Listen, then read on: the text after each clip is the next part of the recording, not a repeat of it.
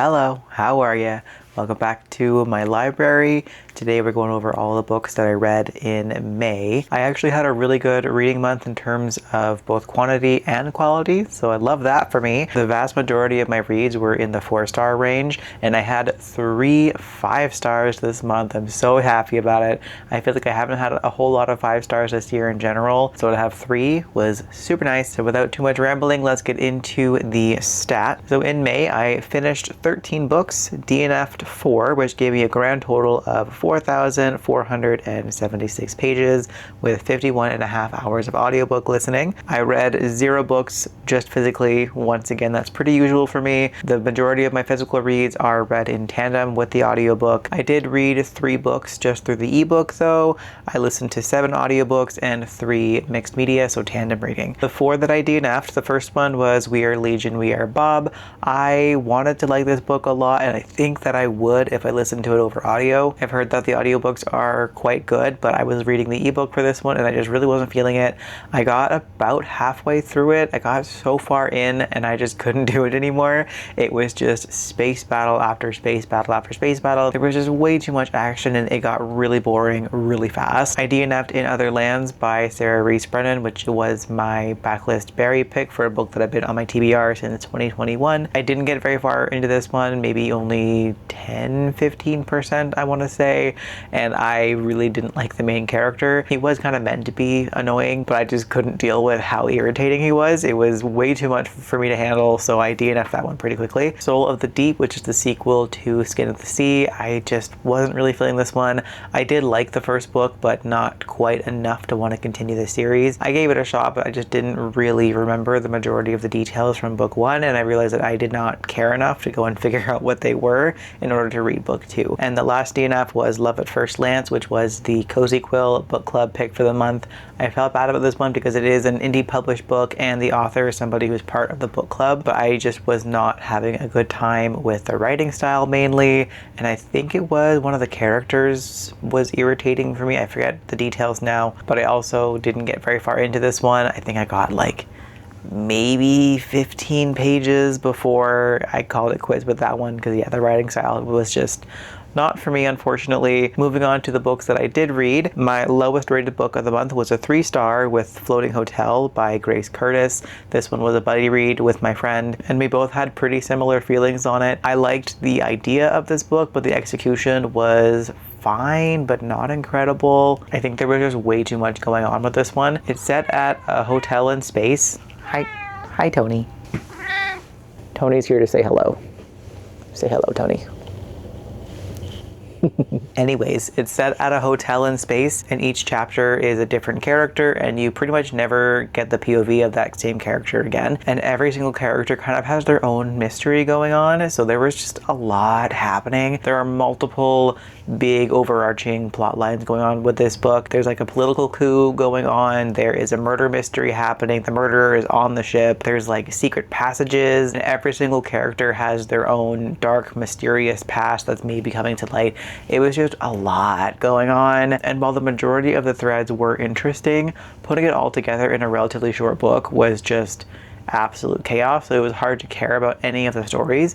I did actually get pretty invested in the majority of the characters towards the end of the book, but the actual plot of it completely lost me towards the end. I gave 3.5 stars to Shades of Magic Rebel Army by B.E. Schwab, which is the graphic novel series set in the Darker Shade of Magic world, which is one of my favorite series of all time, so I've been looking forward to reading the comics for quite a while. I think this one's the 3rd book in the series, the last one, and I liked it. I thought it was really well done. It just personally, the plot was not my kind of thing, at least not fully. I do like a more political plot line, but I do have a little bit of a hard time with that kind of storyline over a graphic novel because there's such little writing to it that it's hard to actually feel invested in the battles that are going on and all the politics of it. But I still had a good time with it. I'm happy to have finished out the series as well. My other 3.5 star of the month was Wings of Shadow by Nicki Preto. I finally read this book. It's the 3rd and final book in the Crown of Feathers series, and I was quite surprised by how much I enjoyed this one. I still gave it a 3.5 star because I did have some of the same issues as I did for book 2, but compared to book 2, I like this a lot more. Book 1 in this series was fantastic. Book 2, I didn't love a whole lot, but book 3, was pretty good. I think the author stuck the landing pretty well. The characters were great. I really enjoyed where the plot went, even though it was very predictable. And a lot of the characters, but especially the villain, were super dramatic and over the top in a way that was kind of laughable and a bit cringy. But otherwise, really enjoyed this one. But mainly, I'm just happy to finally not have this series haunting me anymore. Moving on to my 4 stars. I gave 4 stars to the Vanishing Cherry Blossom Bookshop, which was wonderful. This was a very cozy magical realism book. The book is told in, I think it was 3 different stories, where the main character of each individual story has to be reading the exact same passage of the exact same book at the exact same time as the owner of this magical bookshop. And if they do so, then they get transported to the bookshop where they're able to have one last conversation with somebody who was passed on. I love books about grief. They are so my thing. I love to cry. And this book did indeed make me cry just once, but still, I'll take it. Of the 3 characters who were featured in this book, there was one of them that was an old man. Anything to do with elderly people, I'm probably gonna cry, and this one did succeed in that. It was wonderful. The other 2 stories were good as well, just not as good as the one with the old man. But overall, this was just such a fantastic book, and I'm very happy that it's getting the hype that it's gotten. It is well deserved. Violet Made of Thorns by Gina Chen. This one really took me by surprise. I was not expecting to love it so much. I was honestly kind of hoping that I wouldn't like it. That way I would probably DNF it, because this book was meant to be a series. It was supposed to be a duology, but the second book never got written, and then I ended up loving it. This book was fantastic. It was definitely not perfect. There were some things that were overwritten and a bit overly dramatic, but for the most part, this was so wonderful. It's like a hate to love sort of romance set in this magical world where the main character is a fortune teller or something like that, and she works for the king, but she and the prince absolutely hate each other and they're totally not in love. I loved their banter. If you like The Cruel Prince and the banter between Jude and Carden, this is totally the book for you.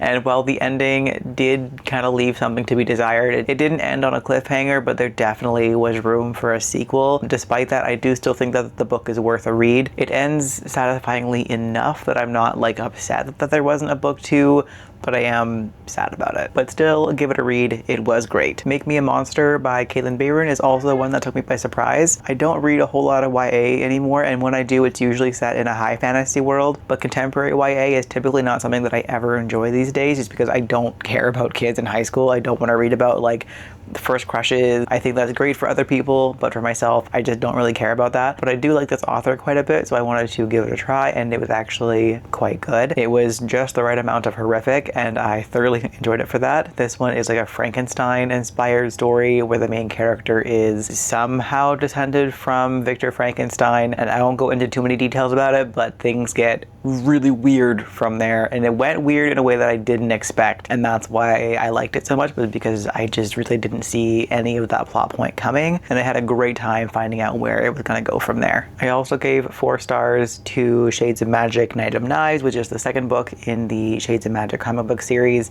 This one was perfectly my kind of book. I love a magical trial. In this one, the trial is the Knight of Knives, where the main character, who is the future king of Maresh in the Shades of Magic books, I think he's in like his early 20s in this series, and he's just trying to prove himself. So he enters this magical trial that nobody has ever survived before. This was fantastic. I really enjoyed this one. As mentioned earlier, I do wish that there was just a little bit more depth to it, which is hard to accomplish with a graphic novel when there's no text beyond the dialogue, but I have seen it be done before, so I do know that it is possible, and this one didn't quite hit that mark, but I still had a great time with it. I also gave 4 stars to Dead Collections, which is one that had been on my TBR for quite a while. I'd been there for at least a couple of years, and I've heard nothing but amazing things about it, and I finally picked it up, and I was not disappointed by it. I thought this was a lot of fun. It was weird and wacky and weirdly relatable in some ways. This one is about a trans main character who has a sickness where he's basically a vampire. He's an archivist, and he's secretly been living at not the library, the office, whatever it's called, where he works. But in the book, he meets this woman that he ends up falling in love with, and it's just a very strange love story between the two of them. They are the perfect kinds of weird to match each other, and it was just wonderful to read. I really enjoyed the relationship in this one. This was perfectly my kind of humor as well. I'm a very like dry, sarcastic kind of person, and that matched this book very nicely. I managed to get my hands on the audiobook for Platform Decay by Martha Wells, which is I think book 8, I want want to say, in the Murderbot Diaries series. I was convinced that it wouldn't come out until September for some reason, but I just like randomly thought about it one day and went to go take a look to see what date the book was released on, and realized that it had actually just been released the day previous. So went to Libby to go put it on hold, and it was actually available immediately, so I had some very good luck with that one. I read it right away and I had a great time with it. I gave it 4 stars.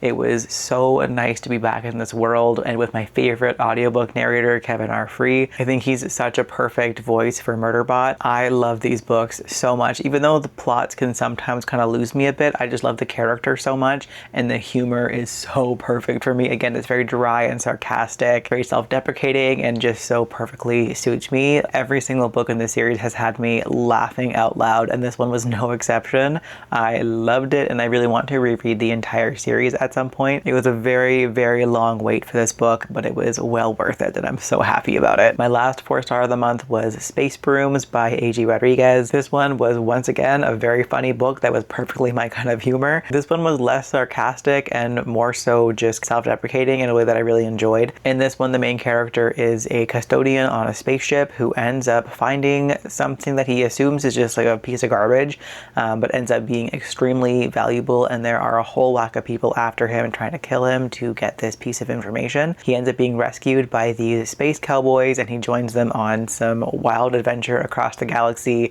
to cash in on this information. What follows is a weird little found family of a whole bunch of misfits who just don't really work together but somehow work perfectly together, which is exactly my favorite kind of thing in books. I had so much fun with this one. I was talking about it nonstop. It was hilarious and fun and a wild time from start to finish. It was predictable, and like it follows a very similar plot line to other things that I've read before many times in the past, but it is a story that I consistently enjoy, so for me that wasn't really a bad thing. And then finally, for my 3 5-star reads, I gave 5 stars to Record of a Spaceborn Few by Becky Chambers, the 3rd book in the Wayfarers series.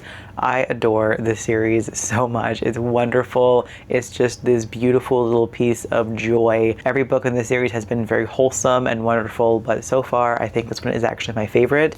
I'm pretty sure I gave 5 stars to the first book as well, but this one might actually beat that one out. If it does, it's not by much, but this book was truly incredible. When I read the synopsis, I wasn't actually super interested in it because it is mostly about humans, which for me is the least interesting part of a series that has a whole bunch of cool different kinds of aliens in it. And I think that's why it ended up impacting me so much, is because I just didn't expect it to. But this story was just so full of hope and joy and community. It was just a beautiful, beautiful book. I loved seeing the different kinds of friendships that formed in here between the humans and different kinds of aliens, the way that different cultures were respected and celebrated. It was just so beautiful and what I wish humanity could be like. But yeah, the things about this book that I loved so much I can't really talk about because they would be spoilers for it, but there were just so many parts of this book that just brought me to tears. This book had me weeping by the end of it, and I loved every single second of it. I also gave 5 stars to The Lies of Locke Lamora by Scott Lynch, which is being read for a vlog that I'm doing. This book and one other that I haven't read yet were both in my unhaul pile, but I went through that and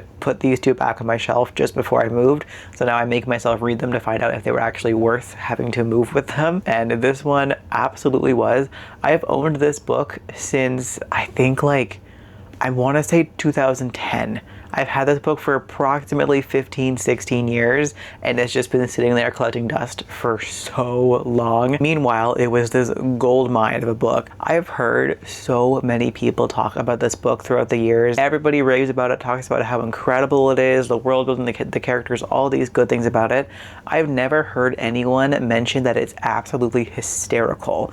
This book was so funny. It had me laughing out loud. I was giggling on the bus reading it. Again, perfectly my kind of humor with the dry sarcasm, the incredibly witty, hilarious one-liners. The entire book is just a whole bunch of people just saying, hey, fuck you to each other in different ways that are increasingly hilarious. The characters were gripping from page 1. I fell in love with every single character in this book. It had me weeping, like ugly sobbing at multiple points throughout the book. I was dipping between the physical book and just the audiobook sometimes whenever I was kind of like busy doing stuff and just had the audiobook going. And there was one point point where something happened where I just had the audiobook going. I think I was cleaning at the time, and I got to this certain point, and I literally just stopped with a mop in my hand and just like sat there with my jaw open, staring at nothing, listening to this book, completely shocked. Paused it, started crying hysterically for a while, and then just sat down and had to go back and physically reread that part just to make sure that I didn't like somehow misconstrue what happened, and then cried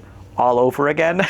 This was such a good book, and I'm so glad that I finally read it. I am glad that I waited, actually, even though I've had this book for so freaking long. I feel like if I had read this even 2 years ago, I probably wouldn't have liked it so much, because it wasn't until very recently that I started reading more epic high fantasy, and I feel like this would have been too much for me to actually enjoy even just a couple of years ago. So even though it took me forever, I am glad that I waited, and it came to me at the perfect time. And finally, the last 5-star of the month was Ebony Gate by Julia V and Ken Babel. This is the first book in a trilogy that is compared to John Wick, but with dragon magic and portal fantasy. And if that is not the most perfect kind of book for me, I don't know what is.